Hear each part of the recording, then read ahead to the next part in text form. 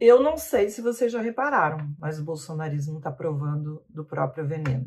Desde que desistiu da candidatura, o deputado André Janones vem usando o mesmo método do bolsonarismo nas redes sociais. De um lado, os bolsonaristas parecem meio atordoados, e já se fala até que a equipe jurídica do Bolsonaro prepara 2 representações contra o Janones no TSE, Tribunal Superior Eleitoral. Do outro lado, o Janones tem sido tratado como herói por gente que detesta o presidente, mas também tem gente torcendo o nariz para o comportamento dele. Nesta quinta, mais conhecido como ontem, Janones foi até o Palácio do Planalto e entrou em atrito com inseguranças do GSI, que é o Gabinete de Segurança Institucional da Presidência da República. Ô, na mão! Janones chamou Bolsonaro de vagabundo, miliciano e bandido. Vamos ver um textinho? Olha isso, a guarda da Presidência da República tentando intimidar. Olha, atenção, gente, atenção, ó, ofendendo, ó, Presidência da República no crachá dele. Fala mais. O presidente miliciano, vagabundo, bandido do presidente Bolsonaro acabou com o auxílio em dobro para as mães solos. Vocês reconhecem o mesmo estilo de vários bolsonaristas, alguns famosos, alguns parlamentares, os filhos do presidente. Eles agem dessa mesma forma quando eles se referem, enfim, a adversários políticos. No vídeo da semana passada, eu falei que enquanto o bolsonarismo avançava em outros territórios, além das redes sociais, para conquistar os votos que eles precisam, do outro lado o PT tinha quem? Só tinha o Janones. Eu falei também que falta ao PT falar essa língua das redes sociais. E tá na mesma página que o bolsonarismo tá para combater o Bolsonaro. Mas não era exatamente sobre esse tipo de comportamento que o Janones adota que eu tava falando. Será que as pessoas só entendem a língua da grosseria, do confronto, da violência? Bora falar sobre isso. Eu sou Marilis Pereira Jorge e, como eu sempre digo, de tédio a gente não morre.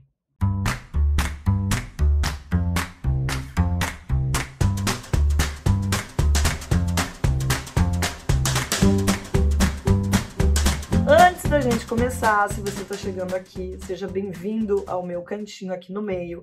Aproveita para assinar o canal aqui no YouTube, é de graça, gente. Deixa seu like, aciona o sininho aí para receber as notificações e aproveita para se inscrever para receber a newsletter do meio, que chega cedinho lá no seu e-mail, às 7 horas da manhã.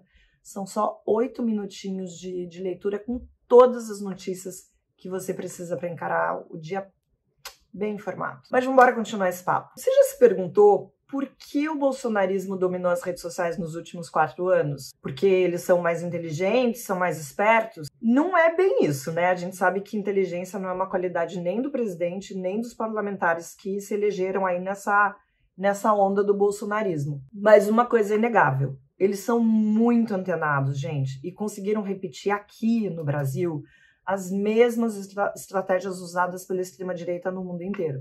Não é à toa essa idolatria que eles têm por pessoas, por líderes como Donald Trump, ex-presidente dos Estados Unidos, o Viktor Orbán, primeiro-ministro da Hungria.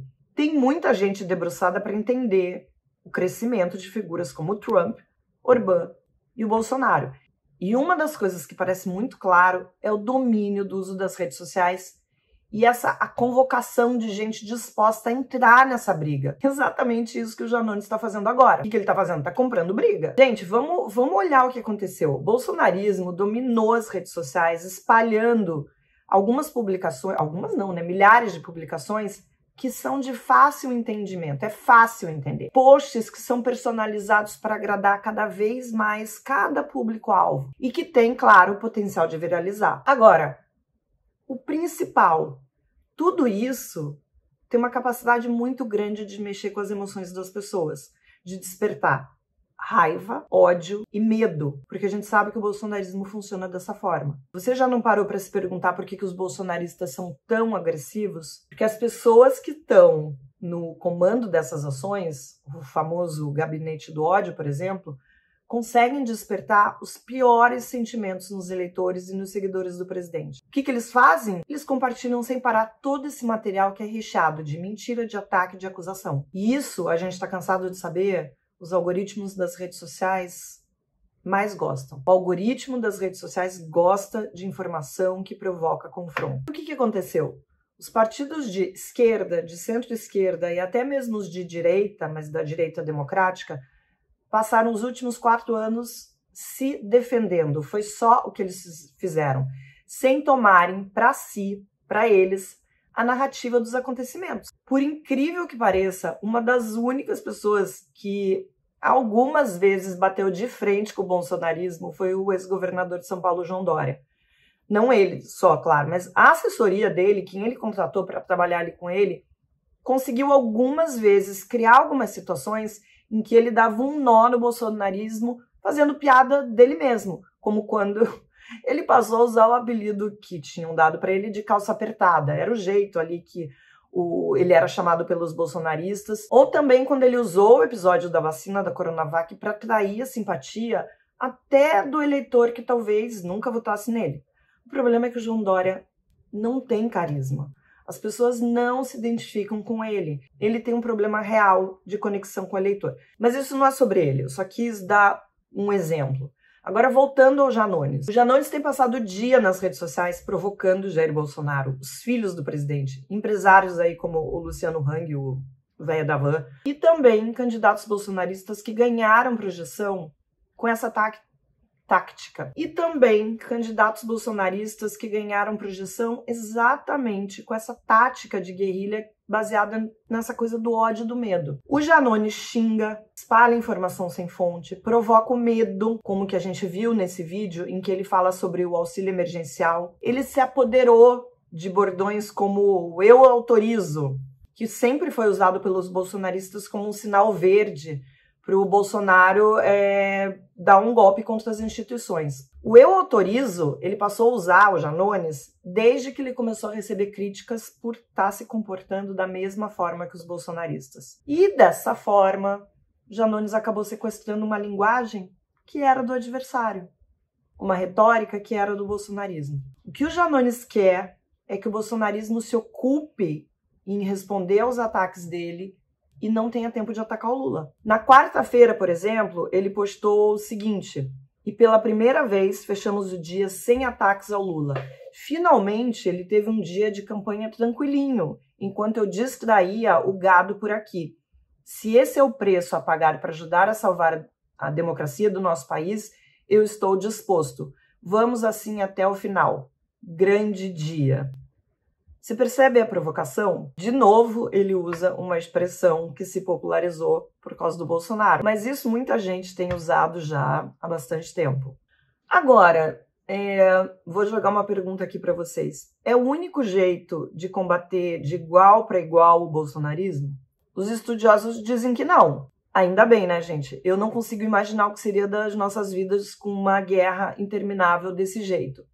O que esses especialistas que estão tentando entender esse fenômeno da extrema-direita dizem é o seguinte: primeira coisa, os partidos políticos precisam de nativos da internet. Gente que já nasceu nesse ambiente. Gente que entende como mexer nas redes sociais. Eu, por exemplo, gente, não saberia nunca o que fazer. Eu não sabia nem quem era a Rosalía, gente. Tá osso acompanhar o mundo. Outra coisa, é preciso pautar o debate e não ser pautado. É exatamente isso que o Janones tem feito. O Janones tem levado as pautas, tem levantado assuntos nas redes sociais, compartilhando vídeos, memes. Ele está fazendo isso o dia todo. Os partidos precisam adaptar o debate à língua que é das redes sociais, mas uma coisa, né, sem cair no ridículo. Claro que isso pode acontecer, a gente vê que acontece com o Bolsonaro, acontece com o Ciro. Não é uma coisa que se acerta de cara, mas é preciso que os partidos políticos se renovem. É preciso que os partidos políticos conversem com o novo eleitor, com o usuário da internet, com as pessoas que consomem redes sociais. Portanto, é preciso conhecer e acompanhar a evolução dos métodos que são usados pelos adversários políticos, né? Nisso, o bolsonarismo tem nadado de braçada. Agora, você pode gostar ou não do método Janones. Eu, particularmente, não gosto. Não é um debate de ideias, é uma rinha de galo. Vai funcionar o que o Janones está fazendo? É difícil dizer, gente, inclusive porque o Janones é um só. Mesmo que ele tenha assessores, simpatizantes, que estão trabalhando ali nessa trincheira. Mas uma coisa é inegável. ele tem incomodado o bolsonarismo diariamente, o dia todo.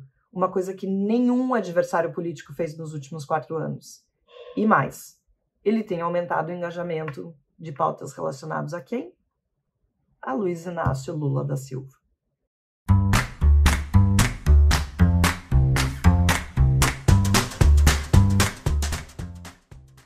Olha o que eu trouxe para o nosso café. Essa daqui é de cortiça e aí você encaixa a cerâmica.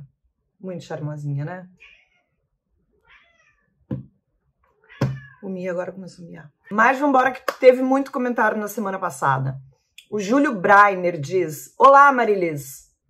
Olá, Júlio. Parabéns pelo vídeo. Confesso que estou meio desanimado com esse momento político, porém preciso acreditar que teremos saída. Aliás, preciso acreditar. Tenho o João, de 17 anos, e a Luísa, de 14. Ela ama Clarice Lispector, é apaixonada por Elis Regina e doida pela Rita Lee. Gente, guria de bom gosto, hein? Já vou tratar de te apresentar a ela, pois mulheres fortes, inteligentes e corajosas... Dá pra botar uma musiquinha, Bruno? Pois mulheres fortes, inteligentes e corajosas vão salvar esse mundo. E a Luísa é dessas, kkk. Um cheiro do Recife, adoro. Aqui a gente também chama o Rio de Janeiro. Júlio, que sorte a Luísa ter um pai como você, tão preocupado com o futuro dela e do João, mas que olha e vê o poder feminino, né? O poder das mulheres nessa transformação que a gente precisa ter. Um beijo em vocês aí, tá? E um beijo na Luísa. O Alexandre Lima não gostou muito do vídeo. Aliás, parece que ele não gosta de nada que eu fale ou que eu escreva. Ele fala: incrível que não importa o meio de comunicação. A Marilis continua com opiniões e análises equivocadas. Essa primeira parte do vídeo chega a ser engraçado. Nem parece que ela acompanha a política. Alexandre, eu lamento que você acha que eu tô sempre com opiniões equivocadas. Mas eu queria te pedir numa próxima vez... que você diga exatamente com o que você não concorda, porque a gente pode ter um diálogo, a gente pode ter uma troca. Acho que fica mais honesto do que só você dizer que eu tô equivocada. Mas não desiste de mim, não. Continua aí. Você é super bem-vindo. O Edgar Takakura diz: a famosa cadeira amarela lá no fundo, aquela lá, ó. Ele pergunta se a cadeira é tão confortável quanto ela parece. Ele diz que há muito tempo tem essa curiosidade. Edgar, não é só você. Toda semana tem alguém perguntando de onde é a cadeira, se é confortável, se é legal. Tem gente que ama. E essa cadeira já foi amarela, já foi azul, agora é amarela. Já tenho ela há 9 anos. E ela é muito confortável. E é de uma loja que eu adoro, que chama Desmobilia. Isso não é um publi, é porque eu realmente adoro a loja. O Sérgio Luiz Alves diz: não sabia que você estava no meio também, me inscrevi por sua causa. Que bom, Sérgio, que você me achou e que legal que você se inscreveu, porque tem muito conteúdo, não só feito por mim, mas por uma equipe maravilhosa de pessoas. O Renato Nascimento diz o seguinte: perfeito, eu não acredito em Bolsonaro acuado, não existe Bolsonaro acuado, só desconfortável, irritado, incomodado.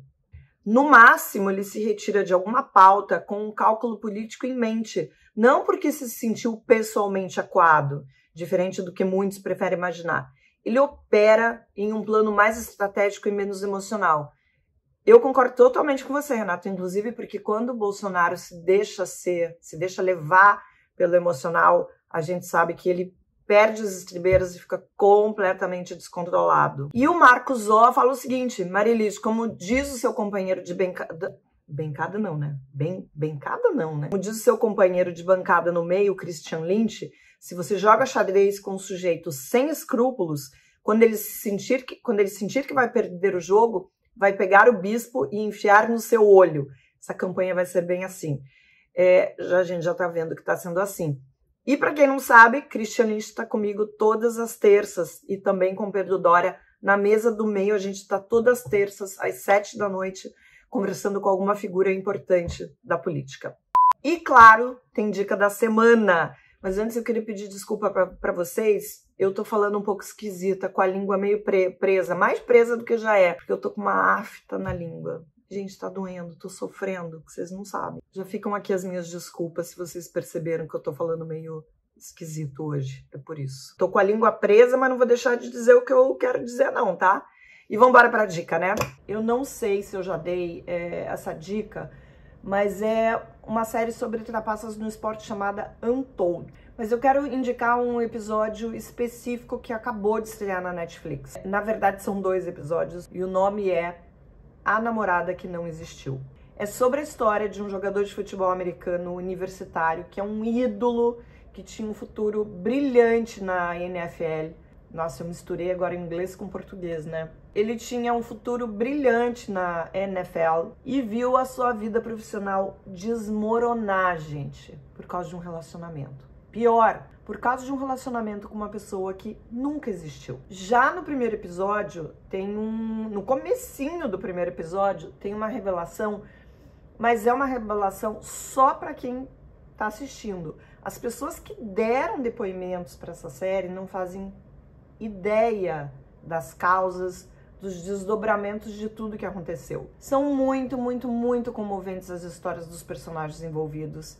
E há uma crítica profunda sobre a cobertura esportiva e a cobertura jornalística como um todo. Então vale muito a pena.